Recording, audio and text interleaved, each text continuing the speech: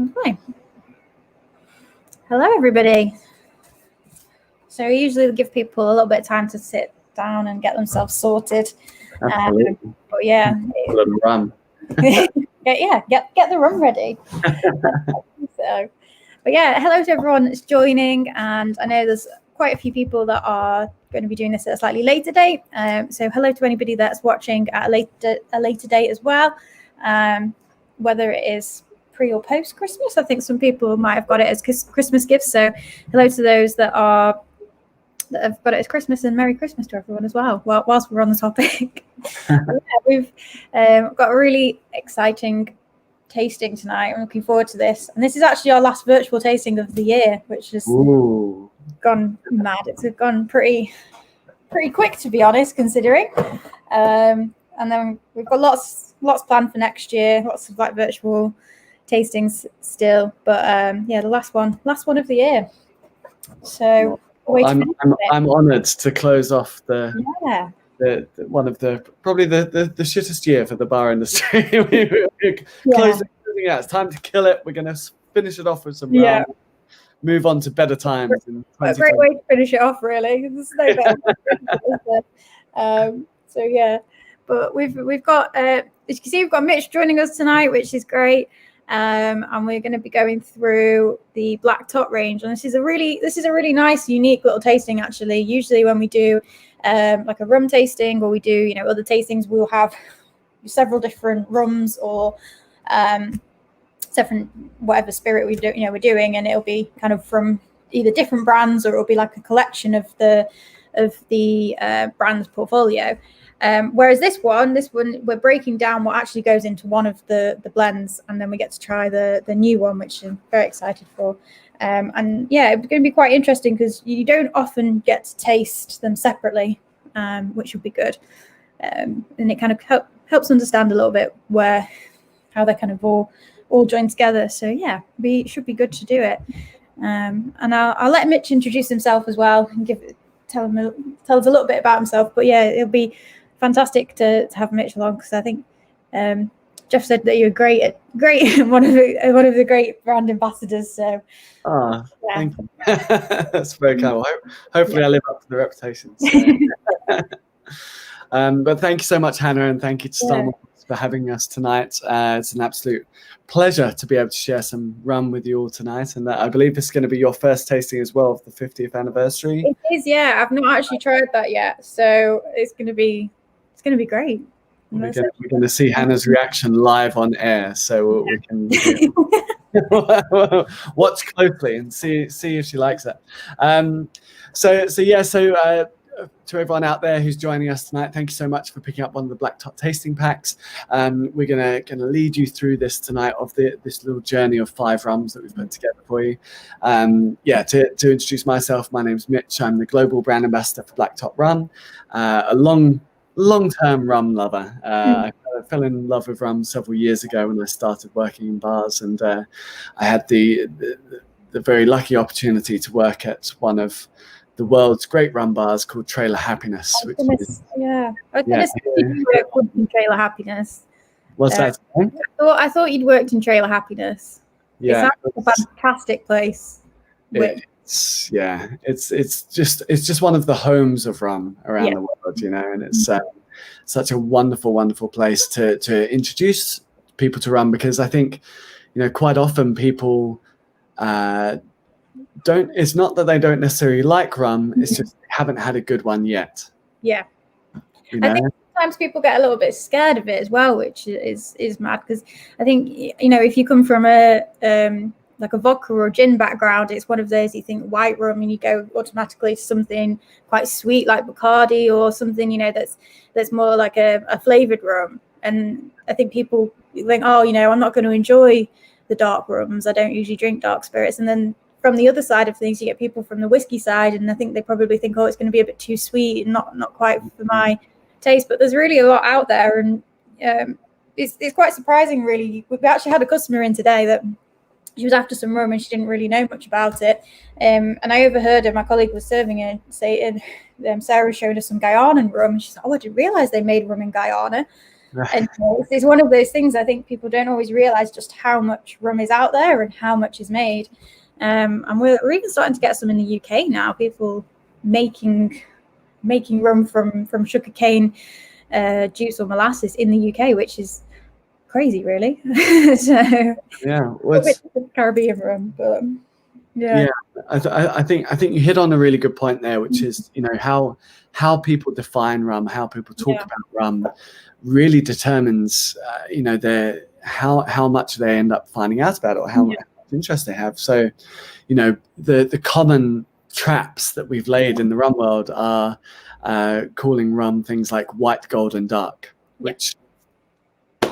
What does that tell you? Absolutely nothing. The color of your liquid, like if I came in Stum or Boss and I said to, you know, one of your colleagues, what kind of whiskies have you got? And they said, we've got brown whiskies. I'd be like, where's Hannah? Speak to her instead, you know, like, where's your boss?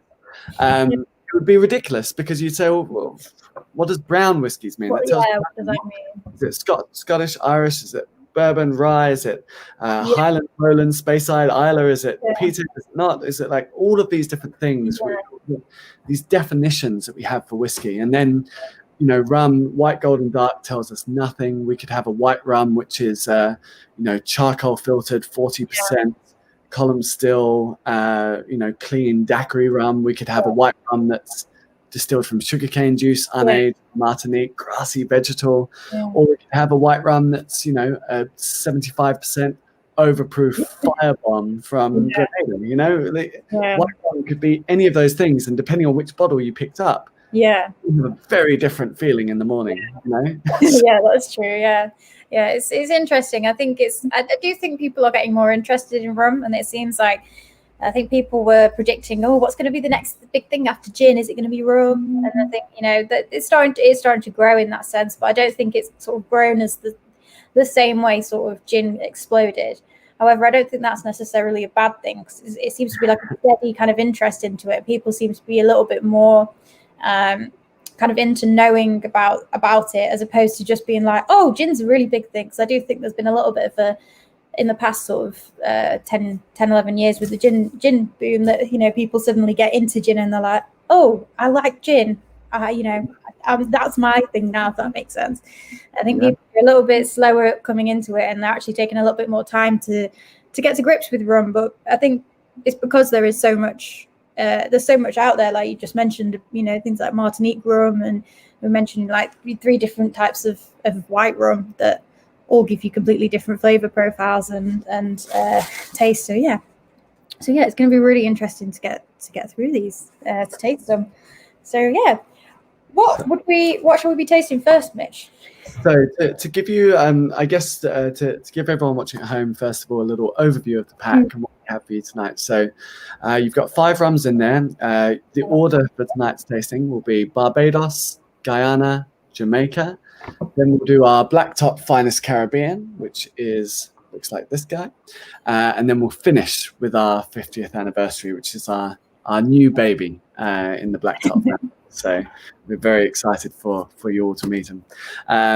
So the idea with this, and I'll throw up a little sort of breakdown for you guys on screen as well, so that this makes sense to start with. So with a blend, when we're talking about, you know, Black Tot Finest Caribbean as a blend, we're talking about this as a blend of Barbados, Guyana, and Jamaica. And what we've actually done in these tasting sets is given you the actual components. So these are the actual rums which we blend together to make this rum, to make Black Tot Finest Caribbean. Now, something which I'm very proud of that we do, and that I think is really cool here at Black Tot is one of the things I've always not liked about blended rums is you quite often will say to someone, well, what's in the blend, or how much's in the blend, or where's it from? And often you'll get responses like, it's a secret recipe, or we can't tell you where it comes from, or it's I can't tell you my secrets, and all this kind of stuff.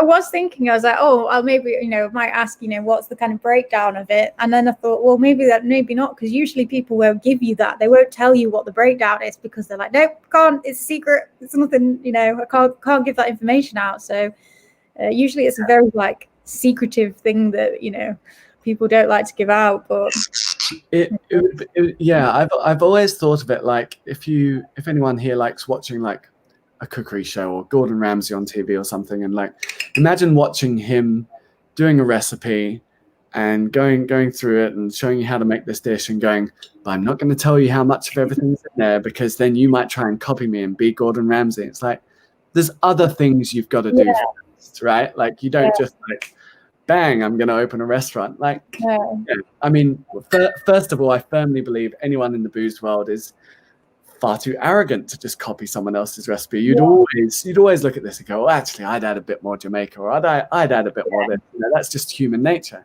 But we have this privileged position as rum blenders where, unlike any other spirit category in the world, we can pick and choose different flavor styles and different components from all these different distilleries and countries around the world. We couldn't do that in whiskey. We couldn't say in whiskey, Hannah, you know what? Let's do our own whiskey blend, and not just from one region. Let's take a little smooth Irish whiskey mixed with a little sweet bourbon, a little touch of peaty, smoky Scotch. It would be amazing, you know. That would be delicious. And everyone would go, but you can't do that. You can't write any of those on the label. You can't say each of the countries or the distilleries it came from. It would be, you know, forbidden in the whiskey world. Rum doesn't have that issue. Rum gives us this incredible freedom and flexibility as blenders. It's like having the ultimate, you know, spice and herb rack and be able to pick from all these different flavors and styles and put them all together as we like. But where this falls down and where this is, I think, sometimes a bad thing for rum is the blender can often take the prominence and sort of be like, well, you know, we did all the hard work, not those guys who made the rum. We, you know, if we didn't put it together this way, you wouldn't be able to, you know, really enjoy it. And I'm a firm believer that if each ingredient, if each component is good, you know, then the end result is going to be great too. So, because I think that's the thing that I think sometimes people will also forget. It's so easy to sort of look at the bottle or look at a person selling it and, you know, think, oh, great, cool, but they don't actually always consider the kind of the rest of the work that's gone into it. And I think it's quite an easy thing to not look at. You know, you have the end product there in front of you, and you often see it with wine as well. You know, the thing is, all alcohol actually comes from plants, and it takes a lot of work to get it from a plant form into an alcohol. And whether or rum or whatever, it all comes from natural forms, and it takes a lot of skill to be able to extract the right things from there, and it takes some real skill for people to bring out those characteristics that they really want. And you know, when you get to a sort of blending stage as well, yes, there is a skill in that. There is a lot of skill in that, being able to pick and choose the right things to go together. But as you say, you know, you've got all the work already done. The rum is made, it's rested, it's ready to kind of mix. It's just about making sure you select the right ones. So yeah, I think people tend to forget that, and it's nice that you are kind of upfront about it and say, look, this is this much from Barbados, this much from Guyana, etc., as opposed to it being like, oh no, it's a big secret, because you're kind of keeping the people that have made the actual base rums as a sort of secret, really. So, but yeah, absolutely. It's very, I guess, you know, the food world is years ahead of us in this regard. You know, there's a real like farm to table kind of, you know, well, who's made this, where's it come from, and how have you put this together? So what we really want to do in this tasting pack, and it confuses some people because the first 3 rums you're going to try tonight, you can't even buy these rums. We had someone ask about mixes for it, and what mixes should we put with it? And I was like, well, the first 3 rums aren't really designed to be mixed. They're designed to be sort of drunk on their own, so you can mix, so you can see how the 4th one will end up kind of mixing together. Obviously, you know, you drink it how you want to. I think we're quite a firm believer of that if you like to mix it, then go ahead. And so yeah, for everyone who is tasting along at home tonight, you know, you're gonna have this breakdown. You're gonna try each of these rums. So the first one, if you're watching along at home, please pour yourself some of the Barbados component. I'm going to tell you about each of these rums one by one as we go through it. The Guyana, you'll notice there's 2 Guyanas on the breakdown here. We've actually blended those 2 together in your component for the tasting pack. And then we'll finish with the 3-year high ester Jamaica. And then you'll see what they all taste like together in the final blend as well. So my hope is that whether you're complete rum novice and this is your introduction to the rum world, or you're a rum pro and you know all about it, hopefully this will be interesting either way, because for the rum pros you'll be able to see how we've actually put this blend together and how it's comprised, and for the rum novices you're going to start to hopefully pick up which of these are your favorite styles. Do you prefer a Barbados fruity tropical elegant balanced rum? Do you prefer a more chocolatey, coffee, licoricey type Guyanese rum, or do you like a little funk and a little spice? And that Jamaica pot still is going to be your little baby, or is it that you actually really like what we do and put them all together? So whatever you take away from tonight, hopefully you're going to fall in love with Black Tot regardless, but also hopefully you'll go away and have some cheat notes to go, okay, I know what a Barbados style is like now. Let me go and try all the Barbados rums, or I love that Guyanese. I'm going to try all the ones coming out of Diamond Distillery there, So yeah. It smells so great. It's cool, huh? So just to sort of introduce you to this 5-year Barbados that we're starting off with. This is from the Foursquare Distillery on Barbados, so distilled by a gentleman called Richard Seal over there, very popular in the rum community. This is a blend of pot and column store, which is pretty standard for Barbados. Typically, if you ever see a Barbados rum, it's usually always going to be a pot column blend. Occasionally you see a pot come out on its own, but very unusual. It's 100% tropically aged, as are all the rums here, and this is a term that you might not be familiar with if you're not in the rum world. So tropical versus continental aging basically means, was that rum aged in the country of origin?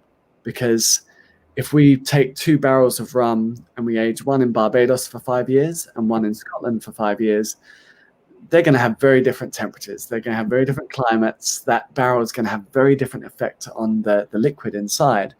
And you're going to end up with 2 very, very different styles of rum, or very different accents of rum, shall we say, of where it spent its time, I know there's a bit of a kind of debate at the moment as well with Barbados about tropical aging, I think, and about them taking the rum out and aging it elsewhere, where they're kind of looking at getting like a kind of like they have in France, like an AOC to say that it has to be aged in Barbados, I believe. But I'm not entirely sure. I've not looked up recently what's kind of happened with that. So has any decision been made for that at all, or are they still kind of debating it? Or no, it's still in process, shall we say. Yeah. So essentially, I mean, it's very tricky, because normally when AOCs or GIs are put together, there will be, I guess, a common thread with everyone and how everyone's doing it, and it's very much a sort of everyone pulls together and does the same thing. Now, ultimately, when you have different styles or different methods or production processes going on an island, obviously every producer is going to fight for what they do because they want to do it their way. So it's a fascinating thing to unfold, and for me, it's really down to the producers themselves. It's really down to the distilleries to make their own mind. There's a lot of toing and froing online and campaigning and this and that, but ultimately, like it's up to the people making the rum on that island from all the distilleries to come together and make those agreements. And there might be some compromises, or there might be some other stuff that have to happen to get there. But ultimately, the thing is, every distillery on that island wants a GI. Yeah, and that's the thing that sometimes gets forgotten. Everyone wants that. And whatever they end up doing, we will support, because as blenders we work with the tools that we're given. I think the most most important thing for me as a blender, or for me as someone who works with the blended rum, is for us to be able to give this provenance, for us to be able to say, this comes from Barbados, this is a Barbados rum, this was aged there. It's very important to me that we're able to put that on the bottle, to give credit to the distillery, to say where it is. I, as a blender, we blend outside of Barbados. So if it's not bottled in Barbados, there's a risk we might not be able to put that on there. So that then becomes a trickier conversation. Yeah. How do we give transparency with some of those things? But this is why these GIs take so long, because all of these things have to be thought of, and it's it takes a while to put together. So. Yeah. No, it's just it's an interesting kind of I suppose debate as well. And GIs can provide they obviously provide a lot of rules and regulations, and they can make things they can provide sort of security, I suppose, in that sense. But at the same time as well, they can also slightly restrict things a little bit. And you find that there's some people across the whole board in alcohol production will drop out of certain GIs and things like that because they want to experiment, make and do other things, and being in that GI would not allow them to do that. So you find, I think you find sometimes people, there's pros and cons to it. Really, it's one of those sort of tricky areas. But it's just interesting to know, really. But no, absolutely, and you see some interesting examples of that, where like on Martinique, for example, the home of agricole, you have to column still your rum to be able to call it agricole. You can't use any pot still.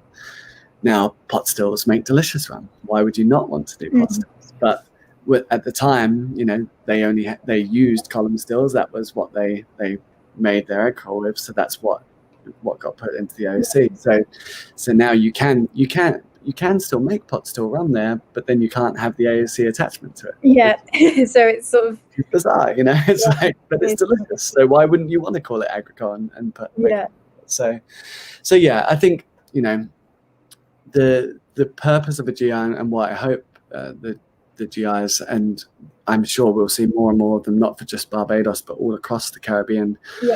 Start to come about over the next few years, and my hope is that every single one brings those rum communities together, brings those distilleries together, because everyone, no matter what distillery you work at, or what feelings you have on it, it's like everyone's so proud of what they make. They're so they're like, look at what we made here. It's amazing, and they if they're proud of it, they want to be able to put their country's name on it, their island's name on it. So it's hopefully it should be a celebration of how good that island's rum is, and not something that's restricts them. Yeah. But the Barbados one is lovely. It's so good, isn't it? So Barbados was the rum that drew me into rum, and really Barbados was sort of like the little inkling that was like, oh, okay, I really like Barbados rum. I want to check out what all of these distilleries do. So for me, it was kind of my introduction, and I think for a lot of people, we start off this tasting because Barbados is the home of rum. It is where molasses first was distilled into rum, and flavor-wise, if you were to look at Barbados on the flavor map, it's kind of that perfect sweet spot in the middle. It's not too light, it's not too heavy, it's not too grassy or weird, it's not too funky or crazy. It's just like beautifully balanced, elegant, refined.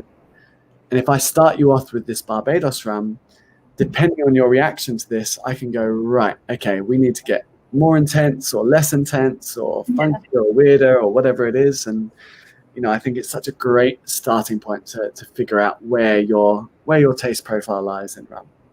It's just like I just get loads of like caramelized tropical fruit, and like it's just a really lovely, like really lovely balance of everything. So it's not too sweet or anything like that, but then it's not just all fruit. It's just Barbados rum is fantastic.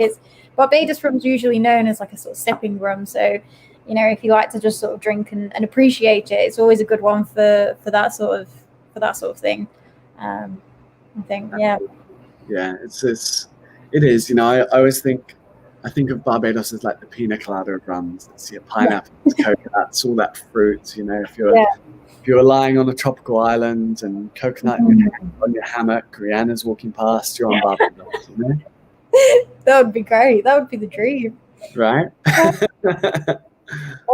was really lucky. I got to go to Barbados when I was young. I was about 5 or 6 or so. Yeah. And I remember being dragged around to distilleries by my mum and dad, and then people are like, "Oh, you like alcohol?" It's like, well, if you've never met my parents, you'd understand why. Yeah, unfortunately, I was too young to be able to enjoy it. But hopefully, one day, I might be able to go back. Maybe in the future. Who knows?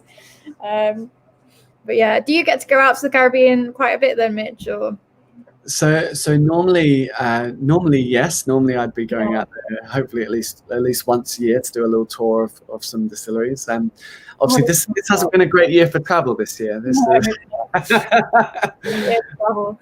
I know our rep from Speciality, Sam, he likes to complain that like you and Dean get all the good trips going. Like, oh, we get to go to like the Caribbean. Dean gets to go to Venezuela, to Diplomatico, and all this stuff. Sam, on the other hand, he's I don't think he looks after any brands, but he's the one, like, our point of contact. He gets to go on a fair few trips as well. He's been to Italy, to the Cocky winery and things like that, but he always likes to complain that, oh, I don't get the full trip. Like, I think you do. So yeah. Yeah, there's a definite advantage that if you work in the rum world, you have a guarantee that wherever you're going is going to be hot, beautiful weather, great fashion. You know, it's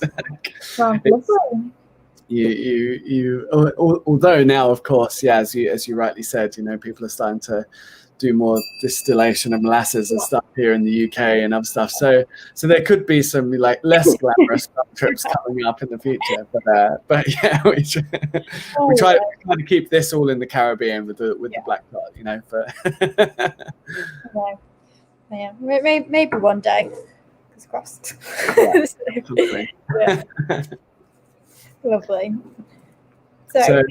So yeah, so I guess I hope you enjoyed the Barbados rum. If you're tasting along at home, and if you haven't drunk the whole component yet, I recommend, like, if you can, line up yourself a few glasses, try some of them side by side, because it's going to give you the chance to go back and forth and smell, and you'll notice different things open up in the rum as you go back and forth between them.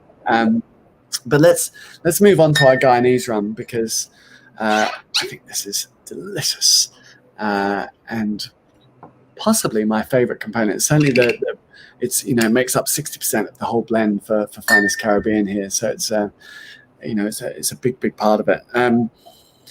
Now, Guyanese rum, for those of you playing along at home, you probably know more about Guyanese rum history and sugar industry than you realize. You know, if you've ever heard of Demerara sugar, Demerara sugar gets its name from the Demerara River going through Guyana, surrounded by sugarcane. They were one of the powerhouses of the sugar industry, and therefore, because they made so much sugar, they had a ton of molasses.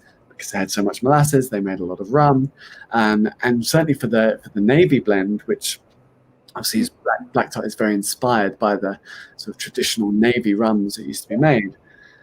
Guyana really was sort of like the heart of the Tot. You know, it's the heart of what went into that Navy blend. So for us, it made a lot of sense to have this component as part of Black Tot Finest Caribbean.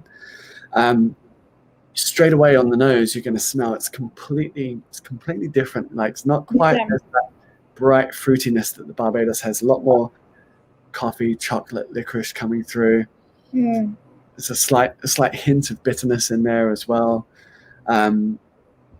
It's, you know, it's got so much body to it, Guyanese rum, and it's just a beautiful component to work with in this.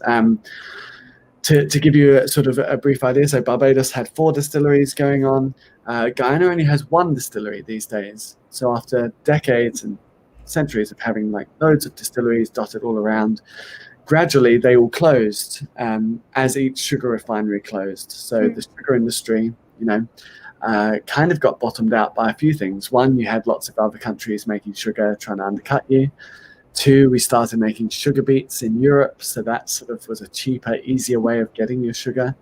And three, well, they discovered oil off the coast of Guyana recently and sort of converted their sugar refineries to oil refineries. So they don't really make that much sugar anymore. In fact, Demerara sugar, if you look at it, they never trademarked the name.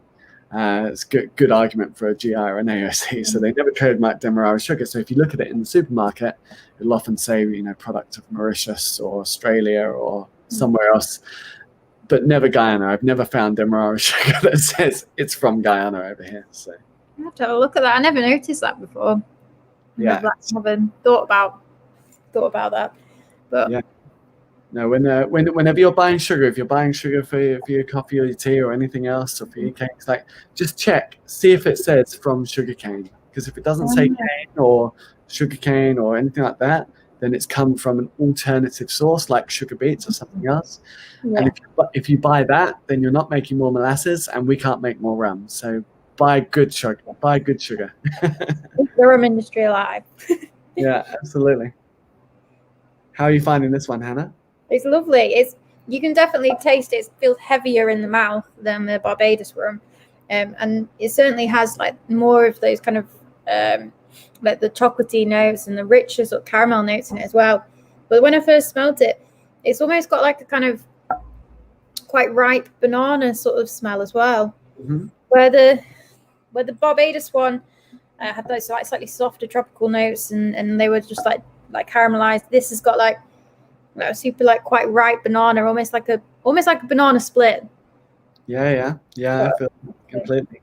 I have a habit as well when I'm doing tasting notes. I will think of something and it will remind me of something, and I'll be like, "That's what it's like." There's a wine I tasted a little while ago that tasted like apple crumble and custard. Oh, nice. I want that wine. It tastes amazing. When you're studying to do your WSET, which is they don't want that. They want you to go through it all very systematically and be like, "This is this."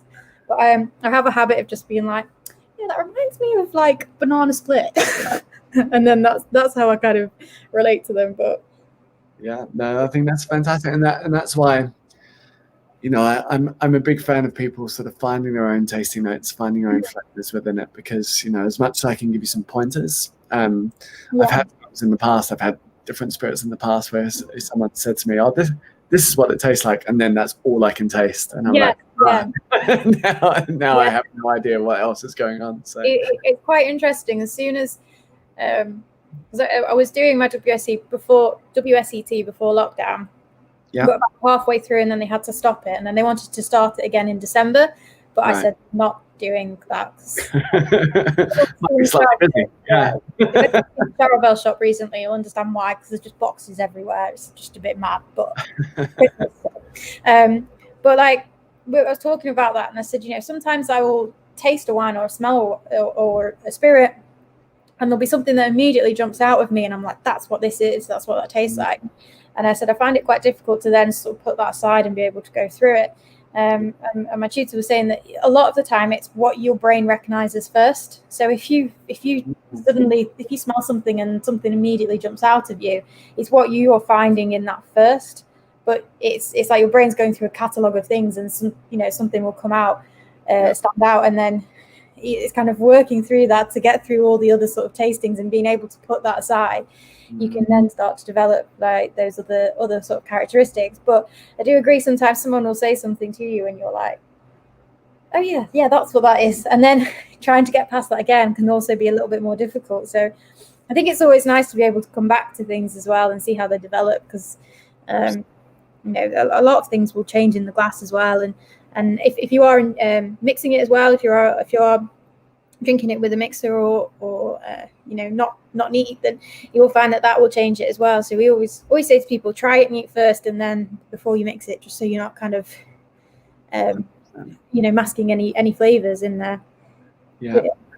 And I think it's worth noting as well, especially if you're getting into rum. I did a tasting for a whiskey club recently, and I sort of joined in on the Zoom room just before they were getting started, and there were these guys who were like pro whiskey guys. They knew whiskey. They knew what they were talking about. They were like spirits nerds, and I saw them. They were pouring the rum. They're like, "Do we drink it like this? Do we need?" I didn't buy any Coke. I didn't buy any ginger beer.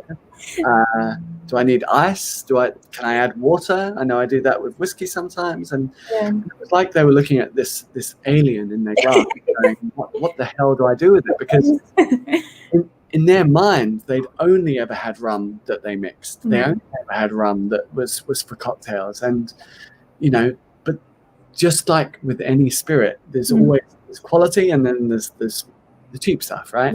And unfortunately, and luckily there are retailers like Stam or Boss who buck this trend. But you go into the average bottle store or the average supermarket selection, and you might have 50 whiskeys, 100 whiskeys, choose from 50 gins, and then like 5 shitty rums that you go.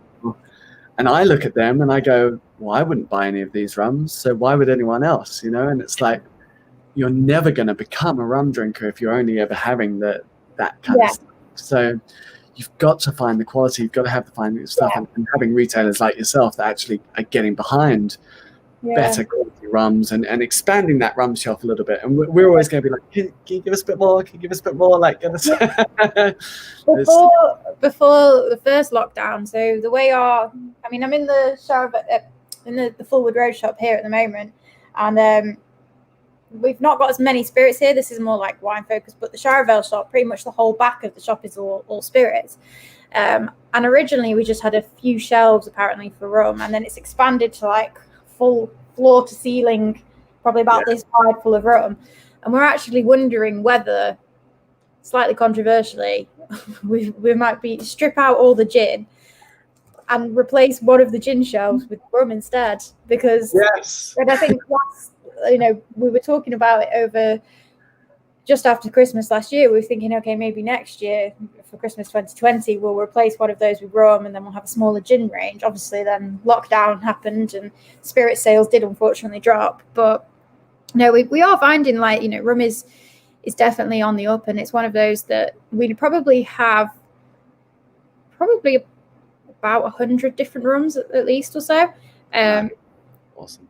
So it's kind of getting on par with gin in that sense, for us anyway, as a retailer, which is it's nice to see, because gin's held such a kind of attention of a lot of people for so long and takes up quite a lot of our shop. And there was a few years ago gin was really booming as one of our sort of top sellers, but over the past few years we have seen that decline slightly, and it started to decrease, and then other spirits start to become more popular. Things like mezcal and tequila as well are coming on the up a bit more. Certainly rum, we've got our selection seems to be ever growing, and as we said, we've got some English rums being produced now, which is interesting, and actually being distilled in England as well, which is a completely different ball game. So I think there's definitely room for it to grow more, which is good, because there's so much wonderful stuff.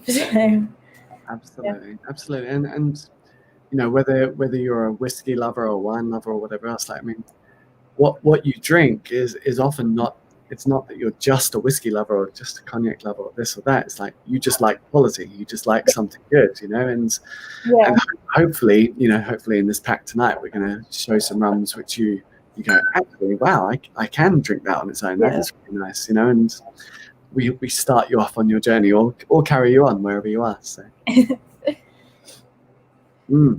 Guyana is just from the one distillery, isn't it? The Diamond Distillers. So there's only one distillery in Guyana left now, and it's quite an interesting place, because essentially what they did when they were closing down sort of their last distilleries in Guyana, as they closed each one down, it would almost be like trading cards, like, what stills have you got there? Okay, you need this one. Okay, we'll bring this one over and we'll get rid of the rest. And so they kept doing that until now you've just got this one last distillery, but they've got 11 different rum stills there.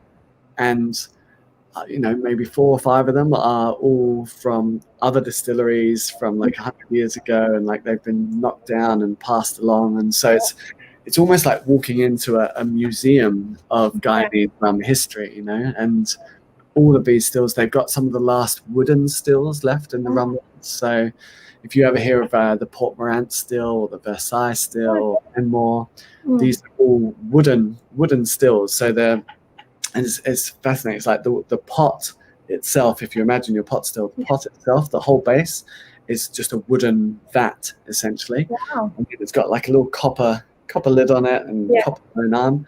But the actual vats where you're putting the wash are all made of wood.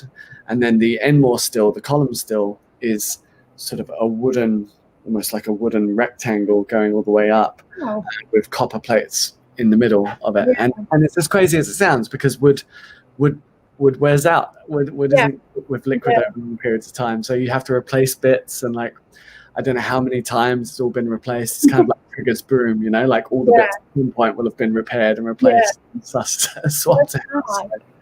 So yeah, incredible stuff. People tend to forget as well.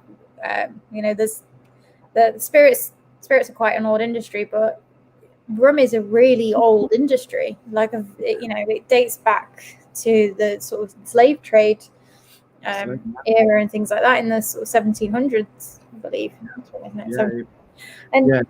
There's a lot of history involved in it, which it's nice to see that there's still those little bits of like pockets of history that you can find within the different islands of the Caribbean that kind of relate back to those. So yeah, it's not like some of the other sort of spirits industries that are a bit younger, or you know, they don't have the same sort of depth of history, or the history perhaps has been like, you know, moved on from that now, and they don't have the, you know, a lot of like sort of Scottish distilleries, I imagine, are using much more modern techniques and things like that. But yeah, so it's nice to kind of see with the rum industry. It is. It's a fascinating past that the rum industry has, and a very dark past in a lot of its origins. Obviously, that, you know, it was built off the back of colonialism and slave trade and the sugar industry. You know, and in a lot of ways, the rum was one of the nice things that came off the back of it. You know, off the back of this horrible thing in human history. This liquid came out of it that's, you know, something beautiful, and it's interesting now because, you know, there's often, I think, for people who haven't maybe visited the Caribbean yet, there's sometimes that perception of like, oh, do they resent the rum? Do they not, you know, do they not grasp the rum as their own now because of its origins? And that's definitely not the case. Like, they're like, no, it's ours now. You know, we own this. This is well, you know, it maybe, but the products coming from plants grown on their own land, their kind of home and territory. It's something for them, you know, it's something to be really proud of. Much like, you know, you get Scots really proud of the Scottish whiskey, and people, you know, sometimes you try and say, we've got some Japanese or Swedish whiskey. Oh no, it's got to be Scotland. It's got to be Scotch. And, you know, there's definitely a sense of pride, I think, in it. And, you know, and with reason as well, when you're producing some good quality stuff. So yeah, absolutely. And you know, every spirit, every place that distills their own spirits and that has something that identifies them, like, it's a distillation of their culture as well as, you know, as well as the raw materials. They're, you know, the people who make it, the climate that creates it, the terroir of that area, everything, the yeast, if it's wild yeast coming in, like, there's so many factors of it where they're literally taking all of these things, not just molasses, but everything that makes that island what it is, and distilling it into a liquid, and you know, we get to buy it on the other half of the world and go, wow, this is amazing. I think I'd like to go there and see what the rest is like. You know, it's like the best advertising you could ever have. Yeah, that's true. Absolutely. Yeah. But yeah, let's go on to the Jamaica rum. Let's have a little Jamaica funk going on. So this is the third and final component, if you like, of what's going into our finest Caribbean tonight. Jamaica rum, straight away, as soon as you smell this, you're in a whole different world to the other two, right? Like, it's like, you know, and this is where it's so crazy to look at. When you look at these rums and you think back to this idea of like white, gold, and dark, well, I guess these are all gold, or maybe they're all dark. I don't know. Doesn't matter because it doesn't mean anything either way. Well, when you look at the difference in colour between the Guyanan and the Jamaican, like they're all, Guyana.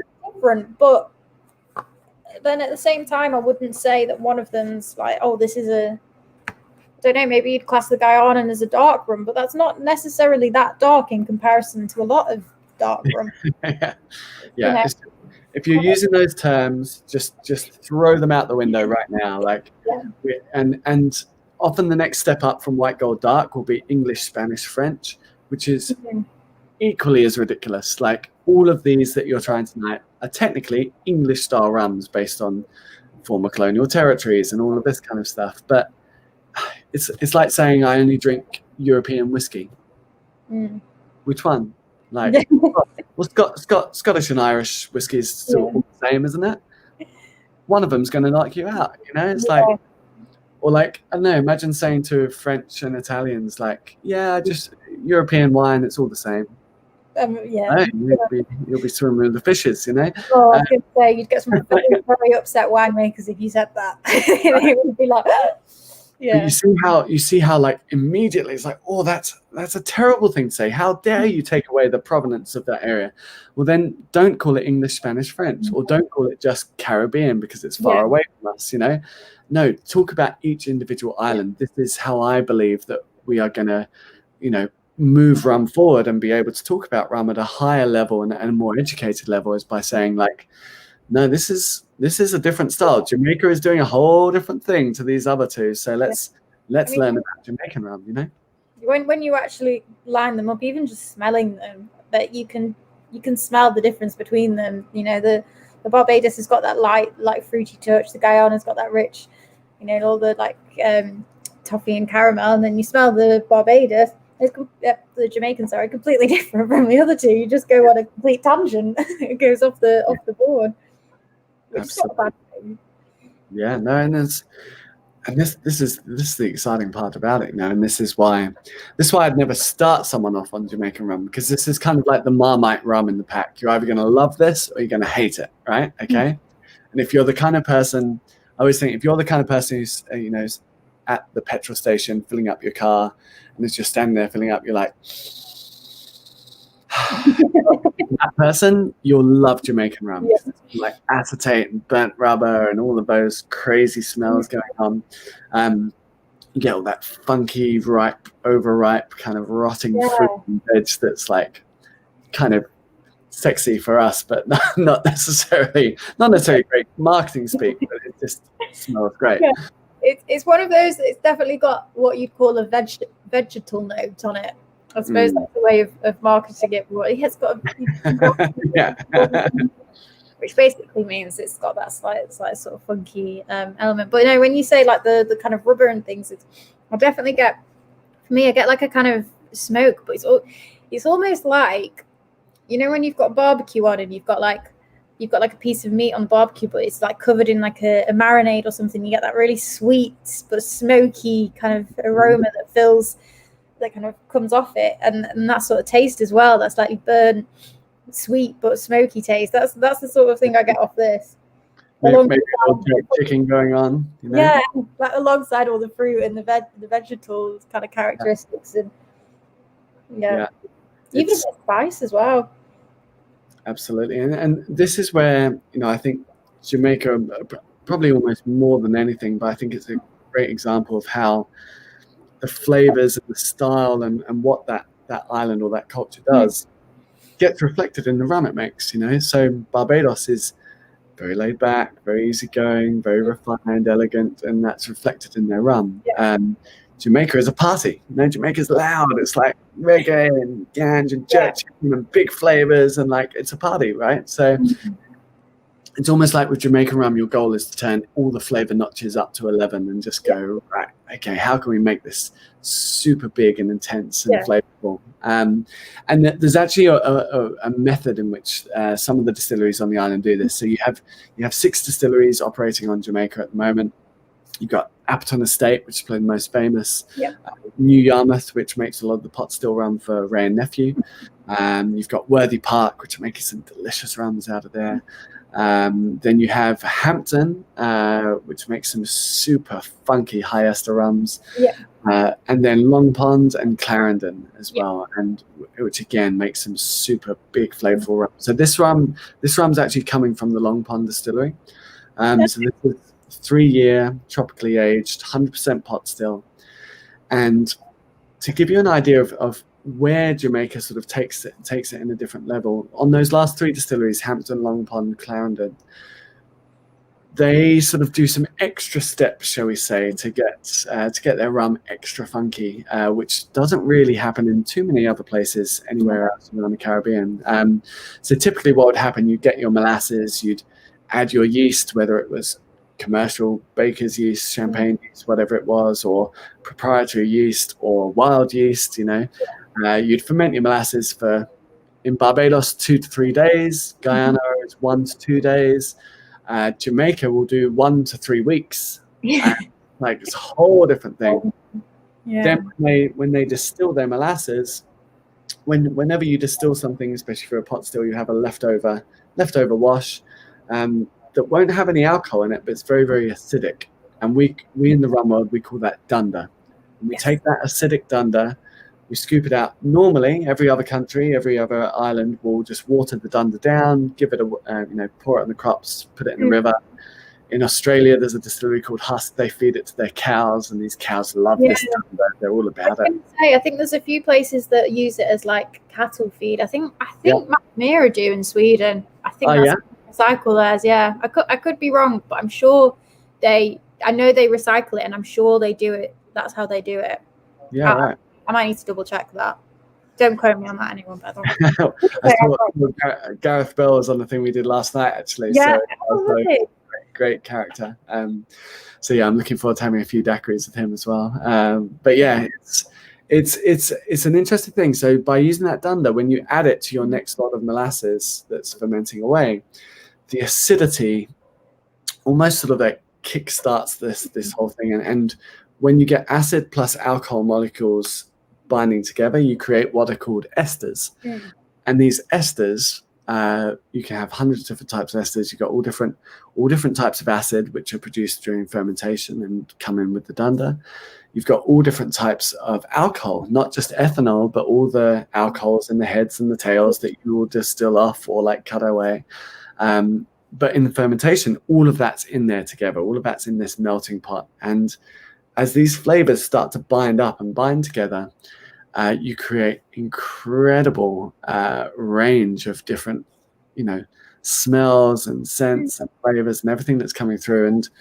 And my favorite, if you're not familiar with an ester, you just don't realize. So like if you've ever smelt like a banana going green to yellow to brown spots to like dark to banana bread if you're in Australia, that smell it gives off as basically as fermentable sugars will start to almost start to ferment, that ester is getting given off, and it's almost like a sign in nature to say maybe don't eat this. But in Jamaica we're like, let's eat it, let's create more of it in the rum. So am I right in thinking with esters as well, like you get different, like esters kind of appear, and like you said, when the acid and the alcohol the acid hits the fermentation, you get different esters coming through. But I think, is it like the less acid or the less kind of like the less time it has to ferment, the less the esters are that come out, or you get like the lighter sort of flavors, and then the longer it has, that's where you develop those kind of richer flavors and those more interesting flavors. I think that's about right. Yeah, absolutely. If you think of it almost like a mother stock or something that you are continuously adding to and growing and developing. It's like if you only sourdough. What's that? Almost like a sourdough where you just yeah. Everyone's become a sourdough expert this lockdown. It's been a good year for sourdough. I did used to work in a bakery, but I never did the baking. I just worked the front of house bit, so I used to sell the sourdough. But But you're absolutely right. The longer you leave that fermentation, the more those flavors are going to develop, the more interesting it's going to become. And depending on the type of rum you're trying to create, it might actually be too much. You might not want all of those weird, funky, crazy things going on, because a lot of that you're going to have to try and like cut out, especially if you try and make a cleaner or lighter or more approachable rum. But the purpose with some of these really funky Jamaican rums is, one, to give you something pretty big and complex to work with, but also from a blender's point of view, having some high ester rums that we can add a little bit of into a blend. We can add a touch of all that funk and spice and all of that intensity without necessarily overpowering the whole thing. So it's a fantastic blender's tool, but a lot of people, as I say, you'll either love this or hate this, and a lot of people are like, and with esters as well, because you can quantify esters between anywhere from, in Jamaica, anywhere from 0 to 1600. They can make higher esters, but you can't export it. Basically, 1600 is the legal limit for export. Yeah. And when we talk about esters, we're not talking about like 1600 different types of ester. We're just measuring one ester, which is ethyl acetate, ethanol plus acetic acid, alcohol plus vinegar, basically coming together. That's one ester that we measure because it's the one that will always be there. It's the most common one. It's the easiest to measure. Yeah. And so when we talk about this, so this rum that we're having now will be about 150, 200 esters. It's not a crazy high amount. It's measured in, the bells. It's measured in, we got our clock fixed, and now it just goes off. So you measure these esters in you'll see it written like a number, then G/HLAA, so grams per hectoliter of absolute alcohol. Right. It's very scientific. It doesn't mean a lot in real world to what we're talking about, but essentially there's a dry weight within that volume of liquid that, if you got rid of everything else, you'd be left with this. And of course, because as soon as you put a number on anything, everyone becomes like super macho about it and like wants to quantify, and they're like, how many esters is this? Oh, only 1,000 esters. Oh no, I only drink 1,500 and above. And like, it's like if you've got that friend who only drinks like quadruple hop junkie IPAs, or like how many ppm are in this? How smoky is whiskey? Oh yeah, they'll only drink 15 years or older age whiskey, which there are a few people around like that. In fact, my dad is actually one of those people that he only likes certain whiskies. But I think that's more he's just got expensive taste, or he's developed expensive taste anyway. So, but yeah, no, I think we've got some people. I know we've got some people that do come in and they really love those really high ester rums. There's a bar that we stock that unfortunately at the moment is closed because of lockdown in Tier 3, called Parrot Club. And one of the guys that runs that, John, he's really into his rum, and he is such a fan of like these Jamaican really kind of funky high ester unusual style rums. And we do get some in. They are a little bit rarer, I think. But yeah, we get some interesting bits in fact. We've got some interesting bits up at this top shelf here of rum. And when you mentioned one of the distilleries earlier, the not Long Pond, Hampton, not Hampton. We have got some Hampton in, but there was another. Clarendon, Hampton, Long Pond, New Yarmouth, Worthy Park. Worthy Park, that was it. Sorry, brain's gone a little bit to mush. It's been a long week, but I'm sure we had some Worthy Park in. We had some, and I think it was up there, but we might have sold it. But yeah, we do get some really interesting rums in, especially like those kind of Jamaican kind of interesting ones that are just a little bit different. And yeah, if you're tasting and you like that intensity, go and drink all of the Jamaican rums, because that's where your funk is. That's where your natural spice is. Not like a spice, but just like the natural it feels like spice and fruit and all these kind of things. It's beautiful. So but yeah, it's really interesting when you compare it to the others, though. Definitely, just even smelling them. Yeah, and you know, hopefully now, as I say, the Jamaica is the one which I think really hits at home, where you can't just call these all gold or dark rums. You can't call these English style rums, because look at how different they all are. They're their own beasts, and they need to be appreciated as such. Yeah. As well. And when you kind of look at the colour of this as well, I think sometimes there's a bit of a kind of, I think sometimes when people will quantify spirits with they'll relate the colour to the flavour, which in some respects I can understand, because, you know, you think gin and vodka, clear, quite light sort of flavoured style spirits, and, you know, more kind of like a herbal botanical style, or very clean. Whiskies are very obviously very malty, and you know, if it's been aged for longer, it will take on more colour. And, you know, again with rum, people relate to it as the lighter ones, or the fruitier ones that you kind of would use in mixing, and the darker ones are those richer, sweeter sort of styles. But when you look at the actual colour of the Jamaican rum, it's, you know, very, very pale in comparison to the Guyanan rum, but it's so packed full of flavour, and really actually quite complex, and very unique in flavour. But the intensity of the flavour in that is really big, probably I'd say more so than the Jamaican, more so than the Barbados and Guyanan ones.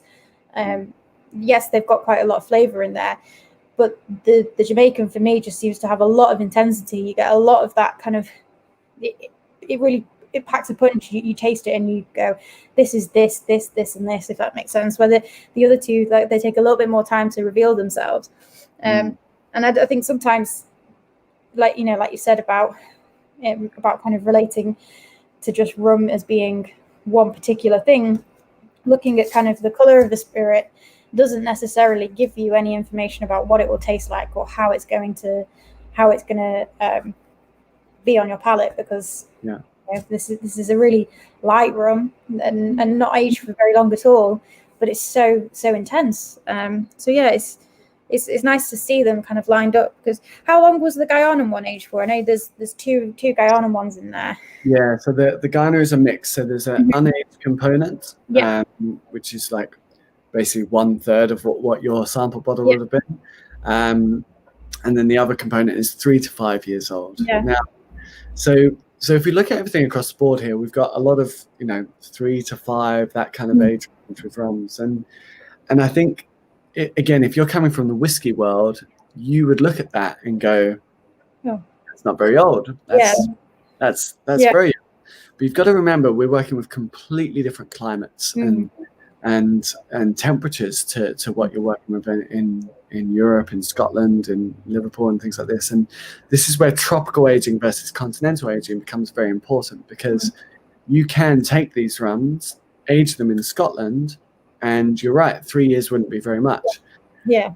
3 years in Jamaica, however, that'll have some impact, because you know, if we just look at, you'll hear rum people say like, tropical aging is 3 times the amount of continental aging, right? Not really. Like, yes and no. In terms of things like angel share, absolutely, if not more, because if we look at angel share in Scotland, and let's say that's 2 to 3%, so we're talking about our evaporation out of the barrel, whether we're losing alcohol, water, whatever's coming out, 2 to 3% a year, you know, and it's very romantic, you know. It's like, the whiskey is so good, the angels are drinking it from the heavens, how wonderful. And then you go to the Caribbean, and we don't call it the angel share, we call it the devil's share, or the duppy share. Like, who's drinking all the rum? Because you don't lose 2 or 3% in the Caribbean. You lose 6, 7, 8, sometimes up to 10% per year from your barrel. Now, imagine having your 200-litre bourbon barrel. You lose 20 litres in the first year, then you lose another 18 whatever litres the next year. About that, like, after a few years, you don't have any rum left. Like, hardly anything in there. So it's a tremendous amount of loss. And if we were talking about, you know, whiskey producers, to us say, well, of course you're paying more for this whiskey because you paid for the loss from the barrel. Try doing that for rum.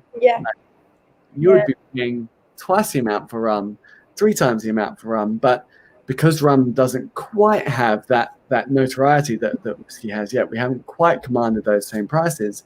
you can get something which has a tremendous amount of age. Now, it might not look as good as the number that you would get from a Scotch rum, but just try it on the flavor. Just taste it.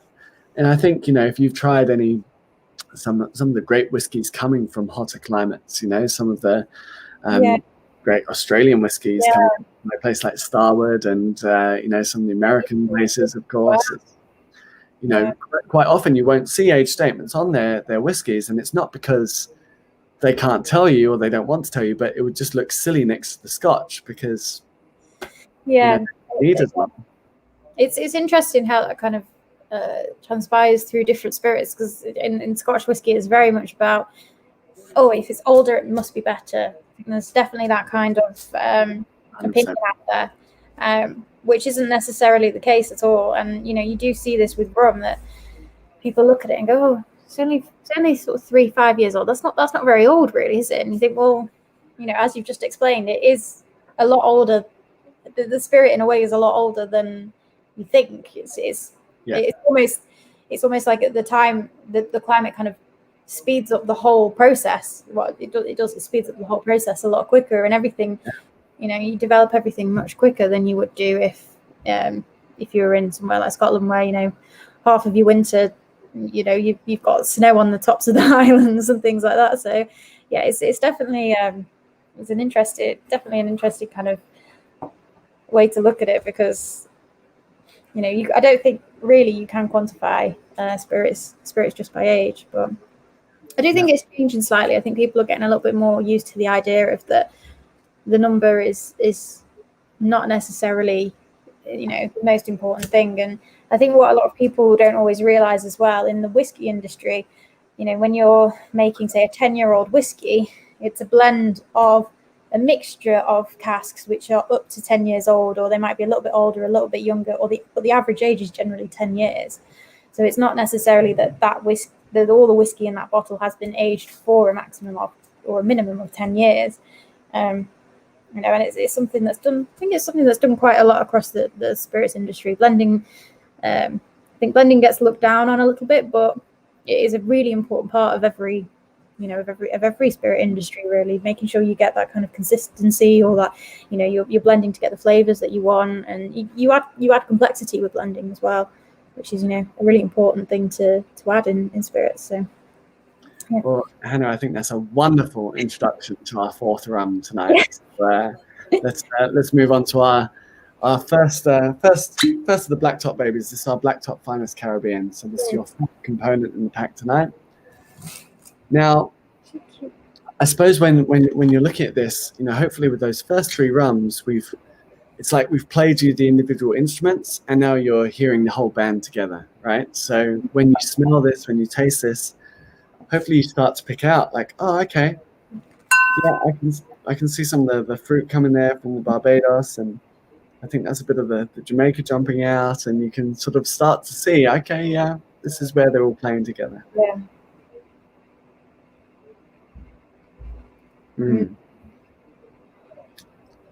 And then as it hits the palate, all those individual flavor notes that each of those components was doing before, what that should hopefully do now is like all of them are firing simultaneously, and it's just like a little explosion on the tongue. So.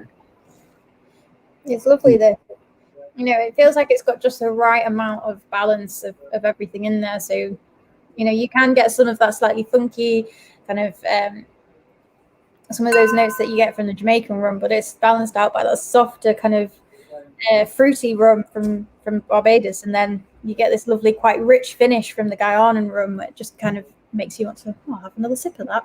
And right.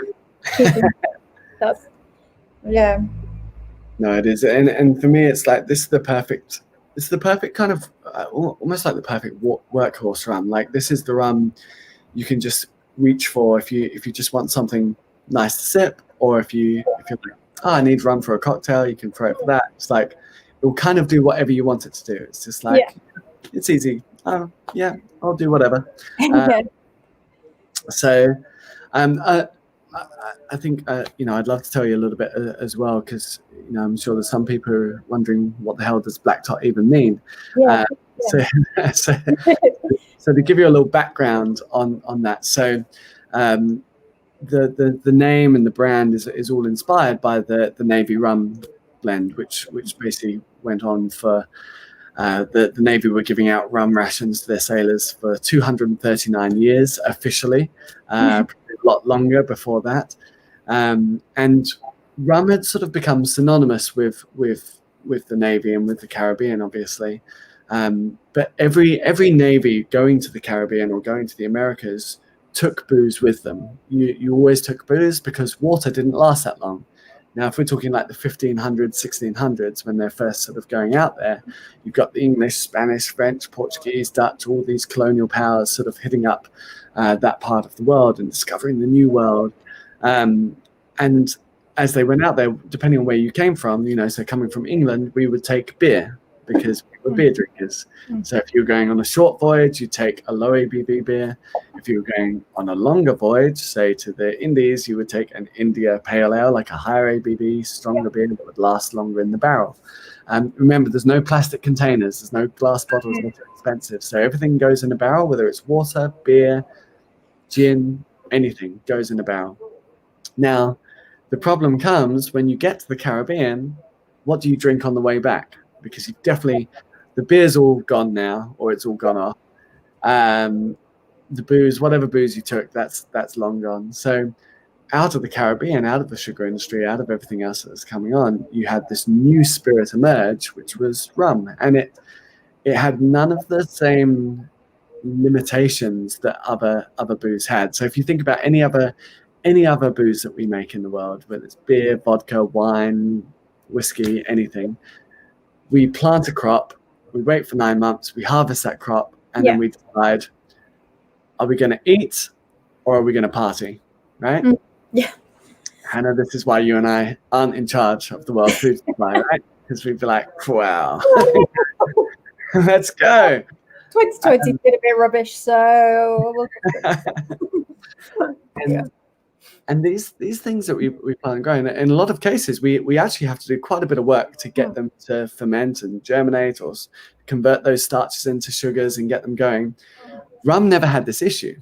Rum, the second you press that sugarcane juice, that sugar and that yeast that was on the cane stalk is in there. That heat is getting in it, and it wants to ferment. It's like, turn me into a daiquiri, It's like it wants to be rum.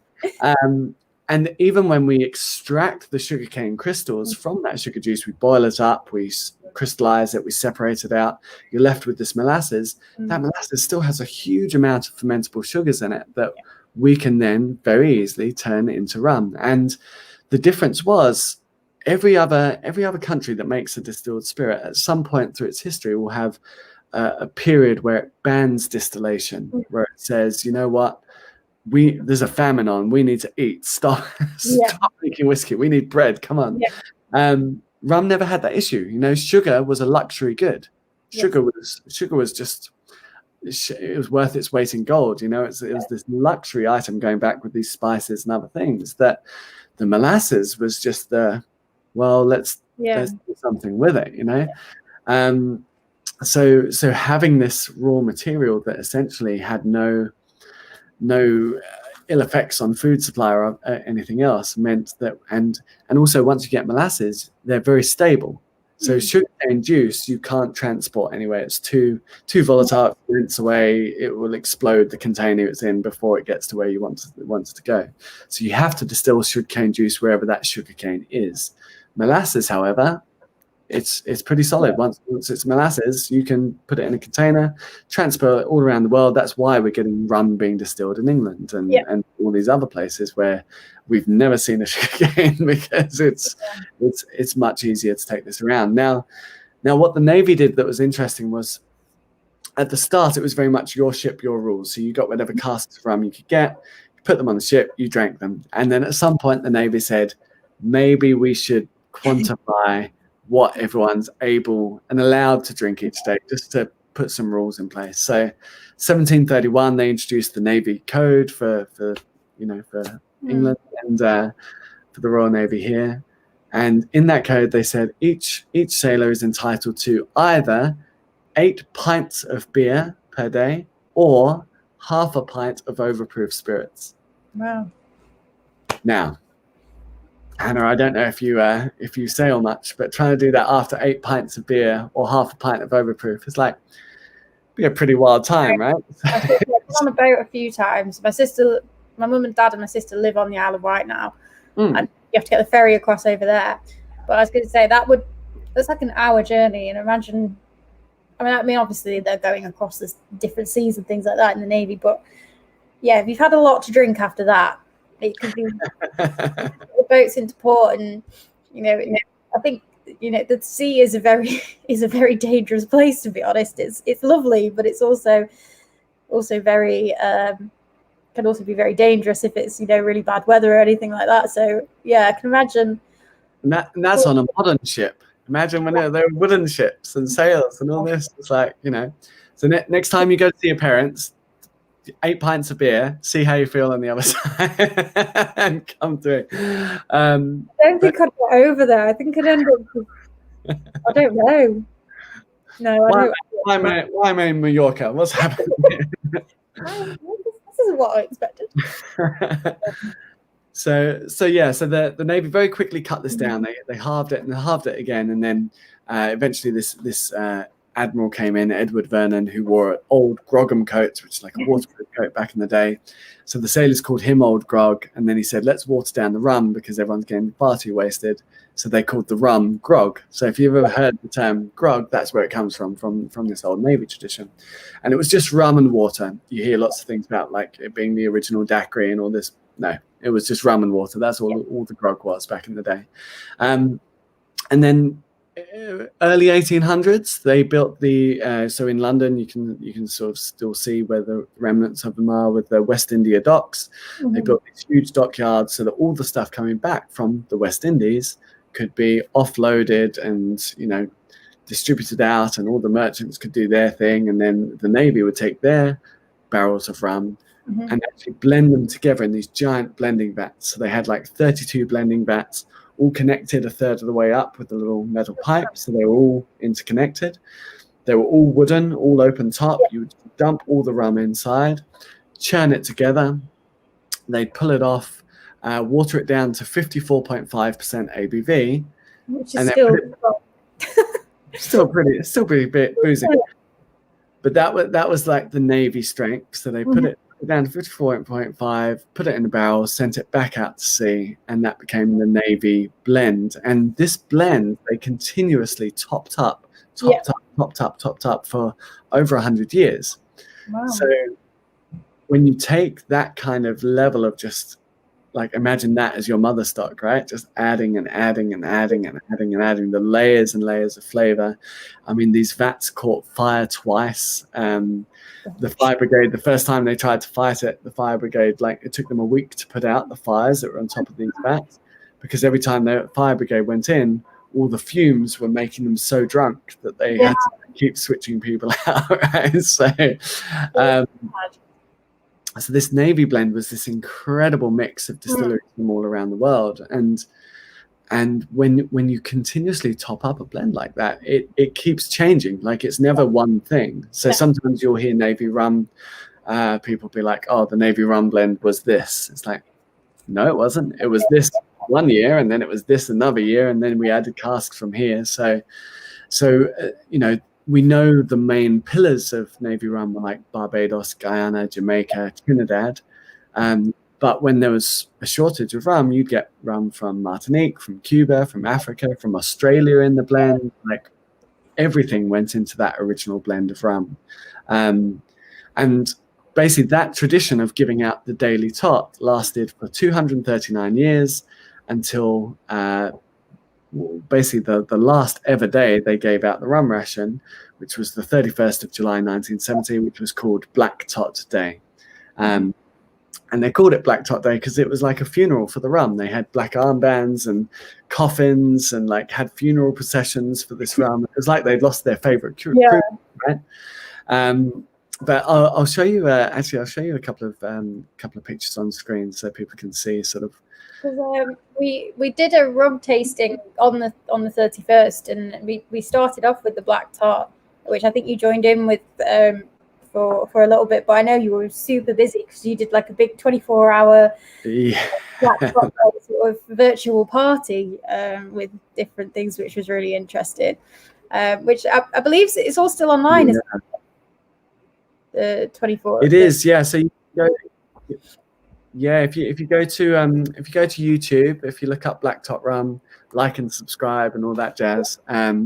But on there you can watch, if you're really bored over Christmas, you can watch the entire 24 hours back.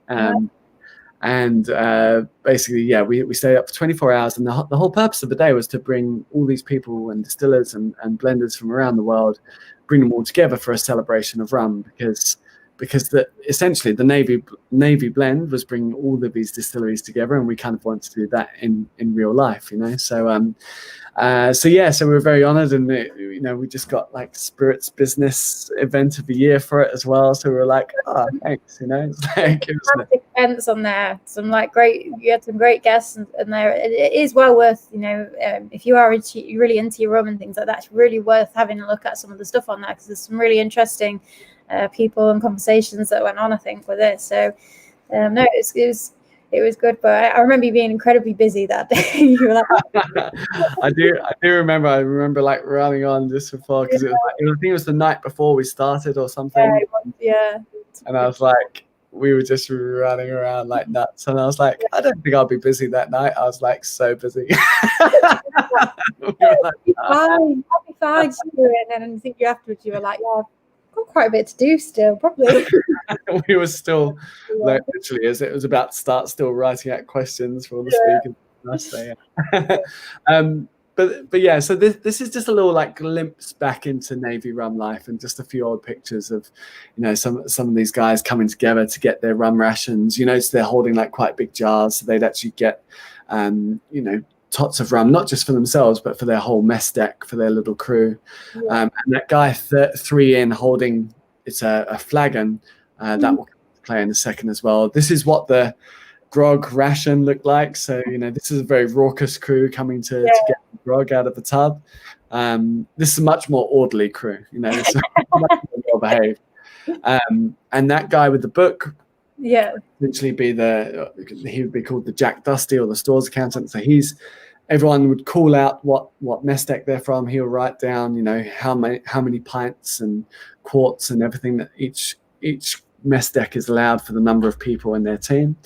And then this is kind of how Black Tot started. So this actually started with these boxes coming up, and inside these boxes you have to crowbar them open. You get these amazing Navy rum flagons, and essentially after Black Tot Day, what they did was they took all the rum that was left over and they bottled it in these stone jars. And to give you an idea, each of these jars is about 4.5 liters roughly. Now, they'd be covered in wicker to stop them like bashing together and breaking, but underneath you can see, you know, it's all stone. And on the right you can see, this is the most exciting part for me, is if that wax seal is still intact, because that's the date and the location where that flagon was bottled. So there you can see 12-70, so December 1970, 5 months after Black Tot Day. And I think this one says Southern, which would have been the Royal William Yard, sort of in like Portsmouth area, or Wrangerton. So we've got flagons, you know, there were ones that were bottled in Deptford. We've got one that was bottled in Singapore. We know they did ones in Australia, and basically wherever there was a major naval base, they would set up these blending vats and have rum on tap ready to be filled and sent out. And not all the flagons survived. Some of them pulled through, like this one on the left was upside down. Looks like some mouse got in there and had a good time.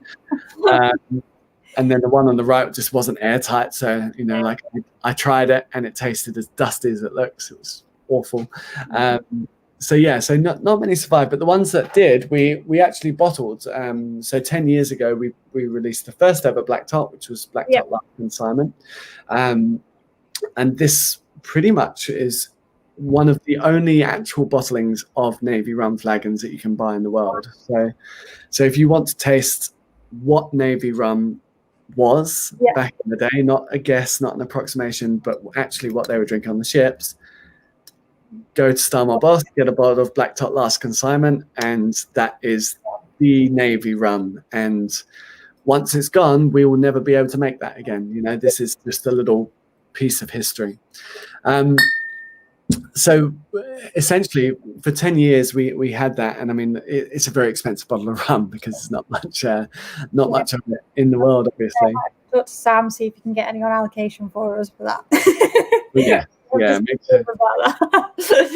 You want to get that one in, because it is like once that is gone, that is it. And you know, rum isn't where whiskey is yet in terms of people understanding the value of it.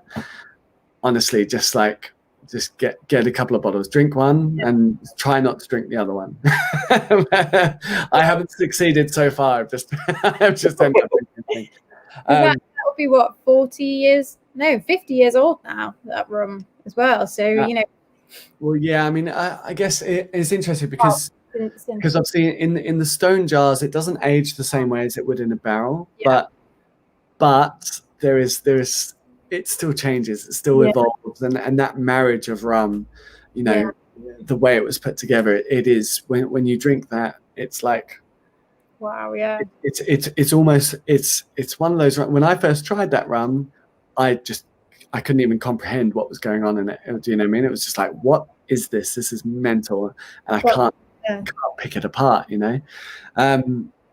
But yeah, so for several years, Black Tot was essentially the last consignment. That was all we had. We did one other bottling of a 40-year-old Guyanese rum, which is the oldest Guyanese rum in the world that I know of, and it's, you know, there's like 300 bottles less that came from these 5 casks. It was cask strength. It was 44.2%. That's how much had evaporated off and left these barrels, and it's just, if you're a rum nerd, that's a fascinating rum to get. But it's a very challenging drink because it's so tannic, it's so woody. It's like you drink too much, you get splinters. You know, it's like it's a real challenge concern. So basically, in the last couple of years, we were like, well, when the only rums you can get are, you know, pretty much £600-700 a bottle or more. It doesn't allow many people to hear what the Black Tot story was or get into it, right? So the idea behind Finest Caribbean was essentially, let's make a rum inspired by what they used to do in the Navy, but let's make something that people can actually drink and actually enjoy every day without having to sell your house to enjoy it, you know? But then this year, it's the 50th anniversary of Black Tot Day, so we knew we had to release something special. And so our final rum in the pack tonight is our new Black Tot 50th anniversary. And if you're tasting this with us live, you're one of the first people in the country to taste it, because it literally came out, I think, last week. And this is, it has as well to it the sexiest back label in rum right now. I'm very, very proud of this. Yeah, if you're a rum geek, it's well worth getting just for the back label. We've got some bottles at the other shop. It is pretty ridiculous. I was meant to bring them up so you could see that, but I completely forgot. But yeah, I mean, Mitch has got the picture here for you. So yeah, I love that it gives the actual breakdown of it, which is fantastic. So again, it's really, really good. So this has been a project pretty much since I started with Black Tot, and Oliver Chilton, who's our head blender, put this together. And I remember when we were first trying some of the casks that we were thinking might go into it and picking out our favorites and stuff like that. And originally, when I suggested this label to him, there was only going to be about 4 or 5 component rums in it. So he's like, yeah, fine, no worries.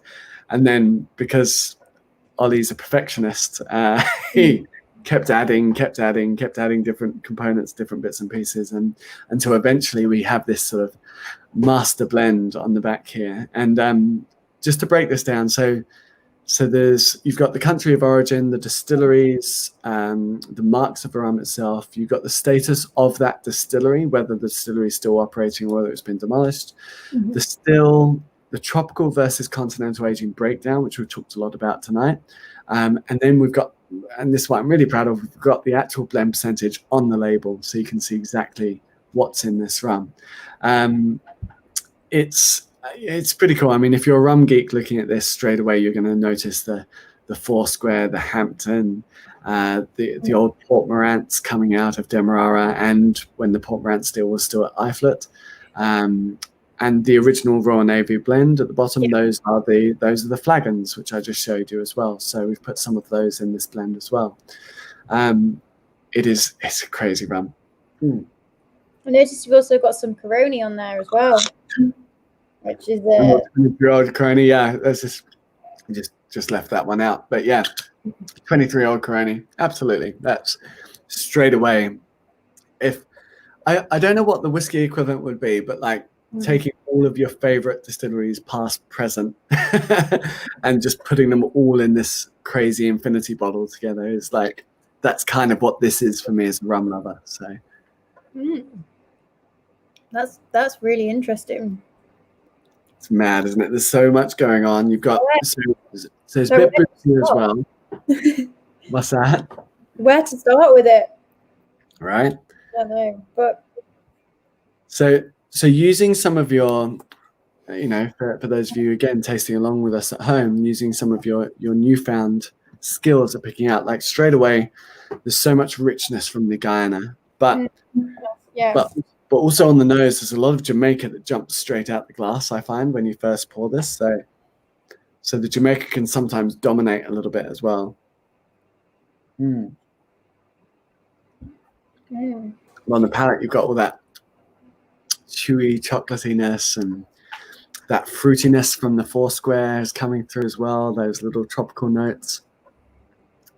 I love it. You know what's very surprising about this? I'd say this is actually what I'd like to call a dangerous spirit. Like nearly 55% in alcohol, yet it tastes so smooth. And the alcohol on that, it's not like this really mad, full on. Sometimes you taste cask strength and it's just in your face alcohol, and then it softens out a little bit. But straight away you taste it. It's just lovely and smooth, and very, very relaxed, the alcohol, but it gives that kind of punch of flavor, and the finish on it is really long as well. I can still taste it now. Like it just keeps going and going. Yeah, it's mental. Yeah.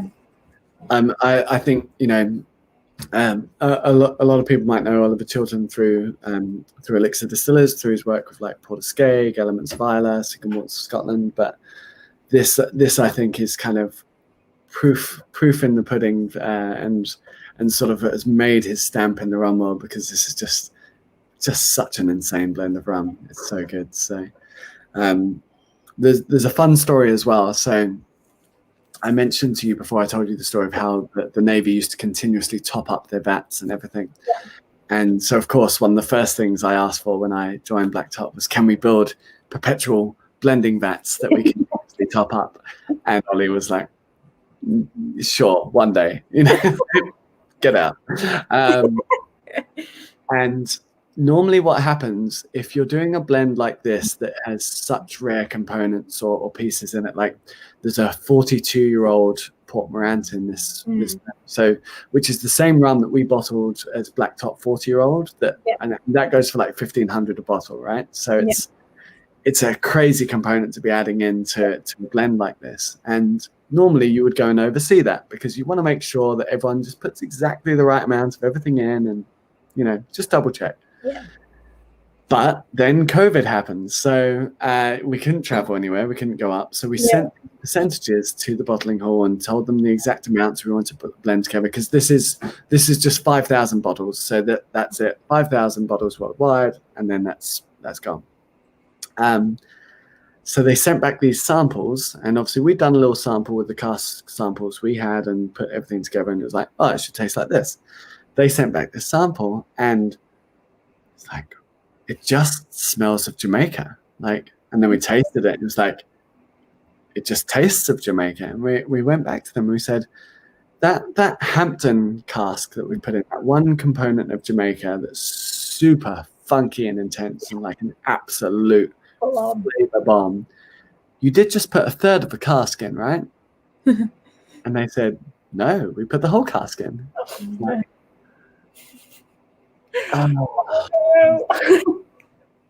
it would be the equivalent of cooking and you're like dashing your salt or your chili in or something and the lid comes off and everything now just tastes of salt or chili. It's just like absolutely like if one component could blow out everything else, it would be that. So then in the middle, this is like I think May, June time, so like middle of like everything being locked down and like Ollie's calling around trying to get extra casks of already crazy rare stuff, right? And we had extra flagons, so luckily we could pull the flagons out and a bit of 42, but not much. Like, add a bit more of that in. And eventually sort of essentially like stretched out the blend to balance it out. And the blend isn't the same. The original label for this, which got leaked through TPC and stuff for America, has a different blend ratio. You can actually find it online. So all the percentages changed a little bit. It's got 8% Hampton now instead of 6%. That's that was the feisty one.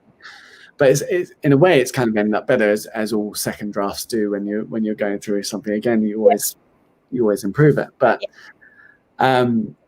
the magic and the best part about this is, and why I think everyone has to go out and buy this bottle of rum from Starmore Boss, is I got this phone call from Ollie saying, you wanted to start that perpetual blend. I'm like, yeah. He's like, well, we've now got a third too much rum for the 5,000 bottles. I was like, He's like, so next year for next Black Tot Day, when we release the next anniversary blend, we'll use that third as the base. We'll add new casks on top. We'll send the blend in a different direction. We'll make another third extra. That will become the base of next year's blend. He's like, so you've got your perpetual blend. I'm like, yes, amazing. So, basically, Mitch, this is you saying that next year is going to have like a perpetual blend in there. So I'm going to pre-order some of that, even though it's not even been made yet. But I'm going to pre-order some of that. Every year, so this is the thing that's amazing, because no one knows we're doing it yet, right? Because we're kind of still pretty small as brands go. But this first year, this label, next year, all of that will be, whatever percentage, and it will say, of the 50th anniversary blend, then plus all the new casks. And the year after that, the 51st will be one component plus all the new casks. And really 5 years from now, you're going to have the rum geeks. They'll be charting out in the spreadsheets and going, well, like 10 years down the line from now, okay, so it now has 0.14 of this and 0.3. Like it'll be an insane thing to watch evolve. But doing those side by side and having that lineup is just really interesting, ridiculous. So yeah. I imagine it's a little bit like those that are familiar with Springbank whiskey. Their whiskies are like that in a way, where they do like a cask strength, and each year their cask strength is slightly different. And it's like people will collect it based on the fact that the 2020 will be like 56.1%, but the 2019 would have been 57.8%, and then the 2018 57.3%, things like that. So it'd be interesting to see how they kind of like come out from that, and the kind of going, down and down and down, that you've got this blend and then putting this into there and then this is this blend. So that's something to really look forward to. And you were saying earlier that about the whiskey rum not having the same sort of kind of gravitas as the whiskey does when it comes to that. Not yet. Yeah, doing something like that is going to really help bring that out, because you're bringing through kind of like a vintage of each rum, and every year is going to be slightly different, and everything, every year is going to have a different kind of makeup, which I think that's going to be really interesting to watch and see how they kind of compare with each other. So maybe in 5 years' time we could do a tasting of the past 5 years and see how they compare. We just have to try not to drink it all before then, Hannah. That's going to be the challenge. I'm not going to guarantee it, but I'll try. We'll put some aside. Too much of them now because I've got to drive home, unfortunately. But I'll save myself some so I can have some when I get home. Which, because this is lovely. I think it's wonderful. It's ridiculous, and hopefully, again, if you're tasting along with us with the packs at home, you've got your little sample there. It's just, just get one, just enjoy it, because it's so good. So price wise, from kind of our point of view, the Black Tot, the blend is $39.95, so just about £40, and then this one I think is going to retail about 120, which, when you actually think about what's gone into it, is not, in comparison to other spirits, it's not a lot, really. We've bargain of the century. Yeah, so we've got whiskies in the cabinet here that they retail kind of up at £300, £400, £500 for some of the stuff that goes into it. So yeah, I think there's some really nice stuff there, and the Black Tot at £40 I think is a fantastic spirit for the money. I think it's a really good all-rounder. We did actually have a customer in today that was like, oh, I want to buy some rum for someone. I don't really know what they like. I don't know much about rum. And he said, just don't give me any suggestions. Just give me one to go for. I've got 40 quid to spend. And just picked it up on the shelf and said, this is what you want, because it's one of those that you can drink neat. You can drink it mixed in cocktails. You can drink it as a long drink. It's got complexity to it, it's got depth to it, but it's not one of those you have to sort of sit and really think about, or that it's too funky that it might put people off as well. It just sits really nicely in the middle. So yeah, I'm pretty sure we've got plenty of stock of it if anyone's interested for Christmas. But yeah, but no. Make sure you send through your Christmas lists to Hannah, and she'll be your booze Santa for Christmas. We've gone from wine fairies. We'll go to booze elves. That's what we can be called. We'll be like Santa's booze elves. Booze elves. That's hard to say. But yeah, which is your favourite out of the pack then, Mitch? I'm guessing 50th. It really is. Yeah. It's just hard not to when all of that rum's in there. Do you know what I mean? It's for me, looking at that blend, as I say, it's just take the most ridiculous distilleries you can think of, put them all in one bottle. And because I was talking to someone about this the other day, and I was like, are there any other bottles you can buy with like 2 or 3 of these distilleries in together? And it's like, I can think of. No, like it's just nothing really like it out there. So yeah, it's something unique, which is always a pleasure. So. Yeah, but sometimes you get like, it might be like Barbados and Jamaican, or it might be like Guyana and a bit Barbados or something, but you never get really the depth and the breadth of different island styles all in one blend. And I suppose, we were saying earlier about just people kind of assuming rum and going, it's Caribbean rum. Rum is from the Caribbean, and putting it under that umbrella. And I suppose if you did want to kind of start educating people on this, obviously we've done that with the different components tonight, but I do think Black Tot is actually a really good place to start for those that go, I want to get into rum. I don't really know what I like, or I've not really had a lot of rum. It is kind of a really pretty good representation of Caribbean, of Caribbean rum, or what people would expect as this is rum from the Caribbean.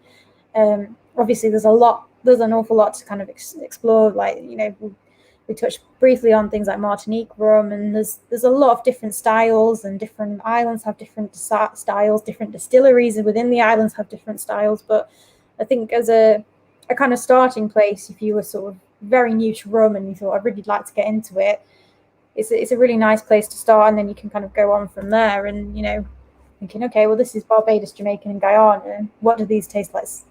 Let's find rum from these places, and then from there you can start kind of experimenting. So yeah, it's a good rum. I do like it an awful lot. Wonderful. Well, yeah, no, thank you. And it's so nice to have people say that and to get behind it. It's because it is one of those things where when you put out slightly boozier rums or rums that don't have a bit of sugar in or other stuff, they can be, some people can find those a little inaccessible. They're a little bit more challenging, they're a little bit more complex sometimes, and but I just think they're delicious. So yeah, I hope everyone gets into it, or gets a chance to try it, or share it with some friends. No, it's lovely, but yeah, well, I think we've come quite comfortably to the end of the little tasting. Well, the tasting there, and I think my favourite was the 50th anniversary as well. I think that's just fantastic. It's just got so much complexity to it, but yeah, really enjoyed it. It's been really nice chatting with you, Mitch, and going through them all. And if anyone is down in London, hopefully get yourself to Trailer Happiness if you want to experiment with rum, because it sounds like a fantastic place. You've got my instas here. Yeah. Message me if you're going to Trailer, and I will come and have a daiquiri with you guys. And we have to get you down here, Hannah, so you can. Oh, yeah. I will eventually. I'll come up to Sheffield. We'll do it again. Yeah, I need to come get down, but so yeah, it's a great place to, from what I've heard it anyway. I'm not speaking from experience, but it's a great place to kind of experiment with different rums and things like that as well. And having rum in a cocktail, which I think a lot of people will do. They'll drink it as like a sort of cocktail or a long drink, which is great as well. Which we're very relaxed in the rum world. You drink it however you like it. We won't judge. There's no like if you go to Scotch whiskey and you say, "Oh, I'll have it with some soda and have it as like a highball." Sometimes they look at you like, "You're doing what?" But and I've got some friends that like gin, but they don't like tonic. They just like gin and lemonade, and they're like, "God, I bet you think I'm terrible drinking gin with lemonade." And I'm like, "Well, it's up to you. If that's how you like drinking it." No, it's gin. Whatever you want. You do you. Yeah. Lovely. I think we shall probably leave it there now. So, but it's been lovely talking to you, Mitch. It's been really great to have you on, and I hope everyone has enjoyed it. And if you are watching at a later date as well, I hope you've enjoyed it too. And I hope that you've taken something from it. We have in stock the Black Tot rum. We usually have that in stock. If we do go out of it, we get it quite easily. The 50th anniversary is a limited release. We will get that on allocation, so we'll get small amounts of that. But I might speak to Sam, see if we can get any more of them. But yeah, thank you so much for joining us, Mitch. It's been a real pleasure having you here to chat through it. And if you do have any questions at all, do feel free to get in touch with us. As you can see, Mitch has got his social handles there, so you can get in touch directly with Mitch or with us. We can pass anything on as well. So yeah, but lovely. Well, thank you very much as well. Thank you, Hannah. Thanks so much for having us, and thank you for all the support on your rum shelves. I look forward to seeing that gin shelf coming down soon. So, what happens. Maybe once everything's calmed down and we can actually tidy the shop, I might just go, I'm taking it all out. I'll rearrange it all. So yeah. Have a lovely Christmas, everyone, as well, and a good New Year. I know Merry Christmas. Very different this year, but we've got lots of lovely things to drink, so yeah, can't complain. We're lovely. Thanks very much for joining, guys, and see you soon. Thank you. Bye. Bye. Bye.